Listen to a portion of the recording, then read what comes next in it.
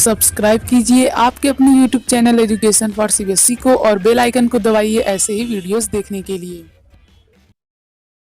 तो आ गई हैं आप तो प्यारे बच्चों, आज के इस वीडियो में हम लोग बात करने वाले हैं क्लास 7th साइंस का चैप्टर नंबर 2 जिसका नाम है न्यूट्रिशन इन एनिमल्स। तो प्यारे बच्चों, हमने पहले चैप्टर में क्या देखा था, न्यूट्रिशन इन प्लांट्स, कि किस तरह से वो अपना न्यूट्रिशन लेते हैं। अब हम लोग देखेंगे न्यूट्रिशन, जानते हैं ना कि न्यूट्रिशन क्या होता है, तो वही चीज़ अब हम लोग बताने की जरूरत तो है नहीं, देखिए बता देता हूँ। न्यूट्रिशन प्यारे बच्चों क्या होता है, न्यूट्रिशन वो मोड होता है जिसके जरिए हम लोग न्यूट्रिएंट्स को लेते हैं।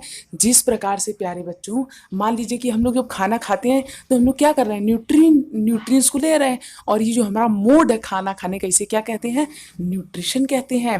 ठीक है प्यारे बच्चों, तो जो एनिमल होते हैं वो न्यूट्रिशन कैसे लेते हैं, वो न्यूट्रिशन लेते हैं अपने बॉडी के द्वारा और कई सारे तरीकों में लेते हैं। तो चलिए अब हम लोग इसे स्टार्ट करते हैं। लेकिन प्यारे बच्चों, जो न्यूट्रिशन होते हैं वो पहले हम लोग किस में देखेंगे, एनिमल्स यानी कि अपने अंदर देखेंगे, यानी कि ह्यूमन बॉडीज़ में।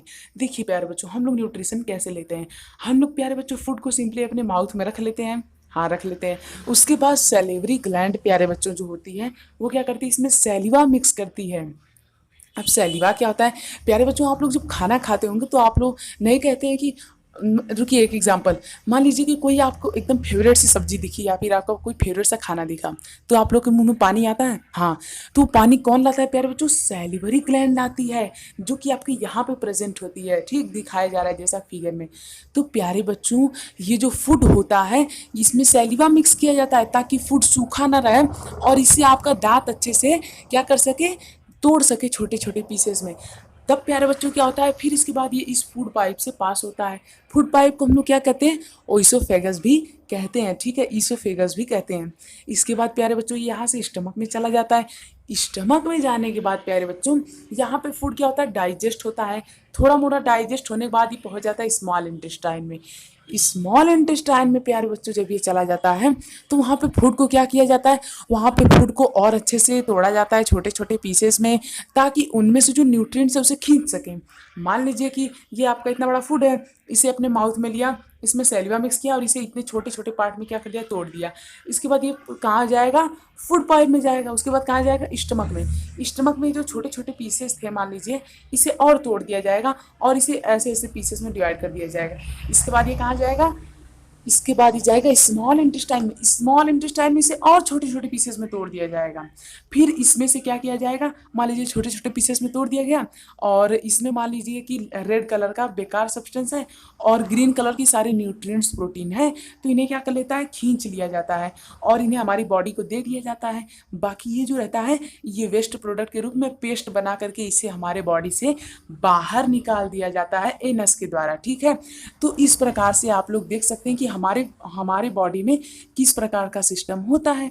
तो ये जो प्यार जो पूरा सिस्टम होता है इसे हम लोग क्या कहते हैं, डाइजेस्टिव सिस्टम। तो डाइजेस्टिव सिस्टम में प्यारे बच्चों क्या क्या आता है, सबसे पहले तो माउथ, क्यों, क्योंकि माउथ से हम लोग फूड लिए।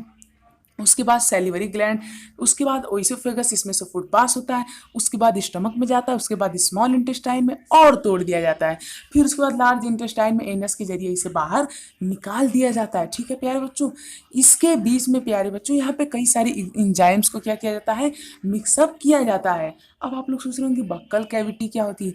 बक्कल कैविटी कुछ नहीं यार, जो आपके मुंह का खुला हुआ भाग होता है ना, खुला हुआ पार्ट आपके माउथ का, इसी को हम लोग क्या कहते हैं, बक्कल कैविटी कहते हैं। और कुछ आपको बताने लायक नहीं है क्योंकि मैंने अब सब कुछ आपको बता दिया। तो ये था पूरा सिस्टम। तो पता चला प्यारे बच्चों कि आप लोग कैसे अपना खाना मतलब कि अपना पूरा खाना क्या करते हैं, पचाते हैं, और आपका खाना कैसे पचता है। तो जो उम्मीद आप लोग को पता चल गया होगा। अब देख लेते हैं अपने किसके बारे में, माउथ के बारे में। तो देखिए प्यारे बच्चों, हमारे माउथ में डिफरेंट टाइप के क्या होते हैं, टीथ होते हैं कि नहीं होते हैं, टूथ होते हैं। देखिए ये इसे हम लोग कहते हैं मोलर, यानी कि जो प्यारे बच्चों बड़ा बड़ा दांत नहीं होता है, इसे हम लोग क्या कहते हैं, मोलर कहते हैं। और ये हो गया प्री मोलर, ये हो गया कैनाइन, ये हो गया इंसीजर। तो ध्यान से देख लीजिए इन सब फिगर को। रुकिए मैं सारा गोजी गाजा हटा दे रहा हूँ यहाँ से, ध्यान से देख लीजिए, ये सब आप लोगों को याद रहना चाहिए। ठीक, तो बस यही था यार ह्यूमन डाइजेस्टिव सिस्टम। तो मुझे उम्मीद है प्यारे बच्चों कि आप लोगों को समझ में आ गया होगा। तो समझ में आया कि नहीं, हाँ, तो समझ में आ जाना चाहिए। यदि कोई भी डाउट हो तो कमेंट हमें ज़रूर कीजिए, मैं उसे ज़रूर सॉल्व करने की कोशिश करूँगा। अब देखिए फूड पाइप, देखिए प्यारे बच्चों यही है फूड पाइप, थोड़ा इसे जूम करके दिखाया गया है। यहाँ प्यारे बच्चों फूड जो है वो यहाँ पास हुआ, फिर यहाँ पे आया फूड, फिर यहाँ पे स्टमक में क्या हुआ, फूड डाइजेस्ट हो गया प्यारे बच्चों। और यहाँ पे डाइजेस्ट होने के बाद फूड हमारा क्या हो जाता है, स्मॉल इंटेस्टाइन में भेज दिया जाता है। स्मॉल इंटेस्टाइन में और तोड़ दिया जाता है, फिर कहाँ भेज दिया जाता है, लार्ज इंटेस्टाइन में। लार्ज इंटेस्टाइन में से ये हमारा फूड अच्छी तरीके से क्या हो जाता है, पच जाता है। और स्मॉल इंटेस्टाइन क्या करती है, फूड को एब्जॉर्ब कर लेती है, उसमें जितने भी न्यूट्रिएंट्स होते हैं उन्हें क्या कर लेती है, एब्जॉर्ब कर लेती है। अब प्यारे बच्चों हम लोग बात करेंगे आगे कि डाइजेशन सिस्टम इन एनिमल, यानी कि जो डाइजेशन होती है वो कैसी होती है एनिमल्स में। तो चलिए इसे स्टार्ट करते हैं। देखिए प्यारे बच्चों, तो एनिमल में जो डाइजेशन होता है वो कैसे होता है, यानी कि जो पहले एनिमल्स रहते हैं प्यारे बच्चों वो क्या करते हैं, वो पहले सबसे पहले फूड को क्या करते हैं, लेते हैं, या मतलब कि वो लोग क्या खाते हैं, ग्रास।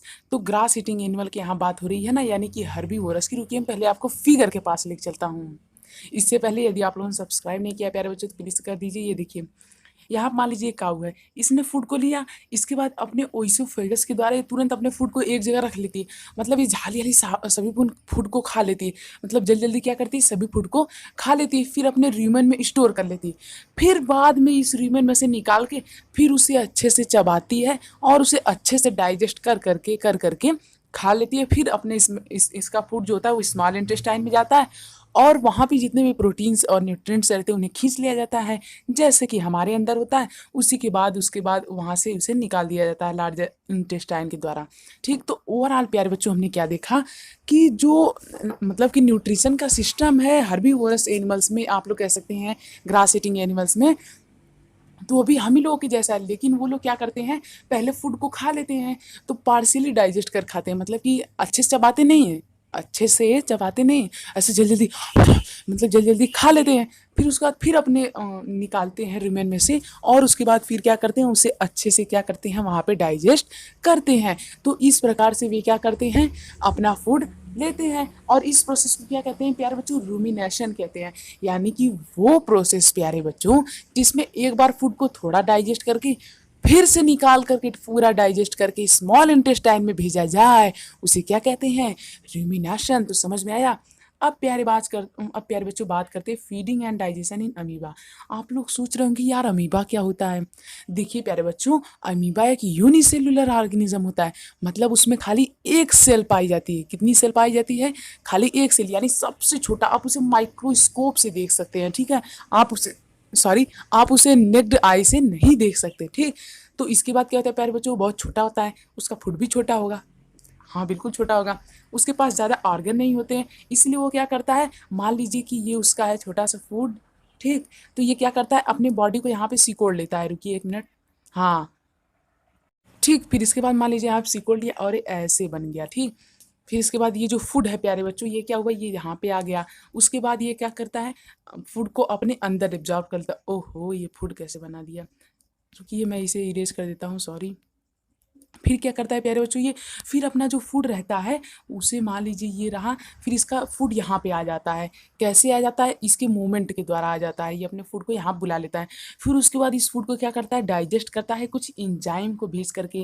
अब आप लोग सोच रहे होंगे यार इंजाइम क्या होता है।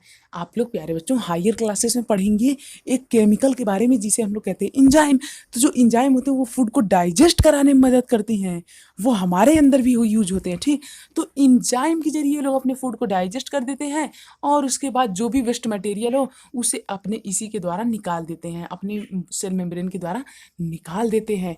अब चलिए प्यारे बच्चों हम लोग देख लेते हैं थोड़ा सा स्ट्रक्चर कि जो यूनिसेलुलर होते हैं उनके पास क्या क्या स्ट्रक्चर होता है। देखिए प्यारे बच्चों, जो यूनिसेलुलर ऑर्गेनिज्म होते हैं उनके पास एक ऐसी बॉडी होती है, मान लीजिए कोई भी शेप हो सकता है। ठीक, इसमें एक न्यूक्लियस होता है और एक लिक्विड टाइप का सब्सटेंस रहता है जिसमें हम लोग कहते हैं साइटोप्लाज्म। इस इन सभी चीज़ों को हम लोग कहते हैं साइटोप्लाज्म। और बीच में जो एक ठो गोल सा रहता है, जनरली गोली सा रहता है, तो इसे हम लोग क्या कहते हैं, न्यूक्लियस। इसे कहते हैं साइटोप्लाज्म, इसे कहते हैं सेल मेम्ब्रेन। तो प्यारे बच्चों इन्हीं सब चीज़ों के द्वारा ये क्या करता है, ये अपने फूड को लेता है।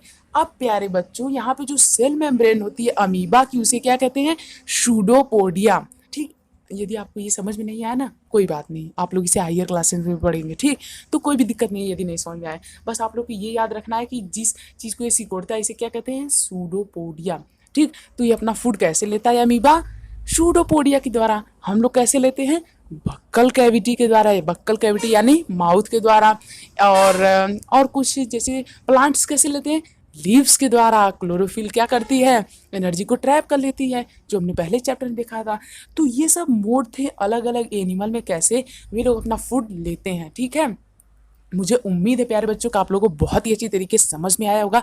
यदि कोई भी डाउट हो तो कमेंट कर दीजिए, बिल्कुल ही फ्री है। और इसके साथ साथ सब्सक्राइब करना बिल्कुल फ्री है और बहुत ज़रूरी भी है। इसमें आपका कोई भी कॉस्ट लगने वाला नहीं है, तो प्लीज़ हमारे चैनल को सब्सक्राइब कर दीजिए। तो मुझे उम्मीद अब तक आप लोग कर दिए होंगे, यदि नहीं किए तो प्लीज़ कर दीजिए। सो प्लीज़ कर दीजिए। तो मुझे उम्मीद अब तक आप लोग कर दिए होंगे, यदि नहीं किए तो प्लीज़ कर दीजिए। और हमारे चैनल पर विजिट करना बिल्कुल मत भूलिए, वहाँ पर ऐसी बहुत सारी वीडियोज़ अवेलेबल हैं जो कि फ्री ऑफ कास्ट है। वहाँ पर आपका कोई भी कॉस्ट लगने वाला नहीं है। तो मुझे उम्मीद है आप लोग जरूर विजिट करेंगे। वहाँ पे डिस्क्रिप्शन में लिंक है, विजिट कीजिए। थैंक यू, जय हिंद, जय भारत। मिलते हैं अगले चैप्टर में।